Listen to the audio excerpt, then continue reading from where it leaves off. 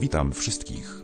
Na tym filmiku pokażemy Tobie, jak samodzielnie wymienić sprężyny w Renault Clio 2. Zdejmij koła tylne.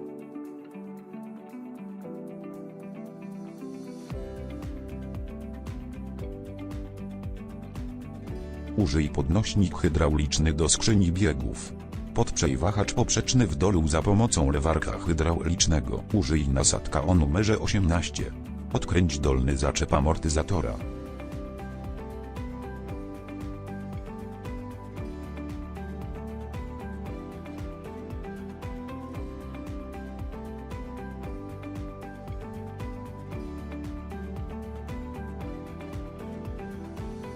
Użyj łom. Zdemontuj sprężyny wraz z ich siodełkami.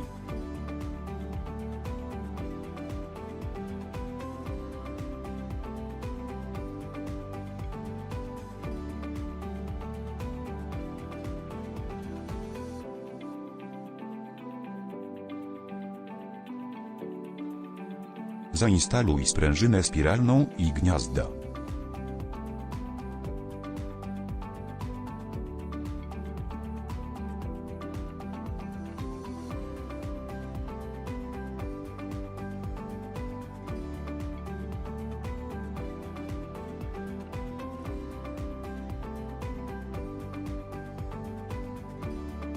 Użyj podnośnik hydrauliczny do skrzyni biegów. Podprzej wahacz poprzeczny w dół za pomocą lewarka hydraulicznego.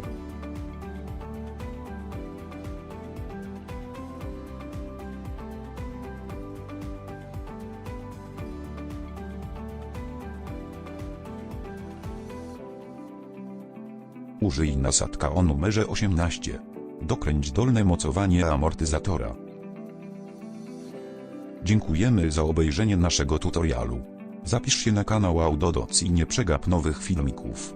Jeśli go polubiłeś, kliknij w przycisk lubię i podziel się nim ze swoimi znajomymi. Miłego dnia.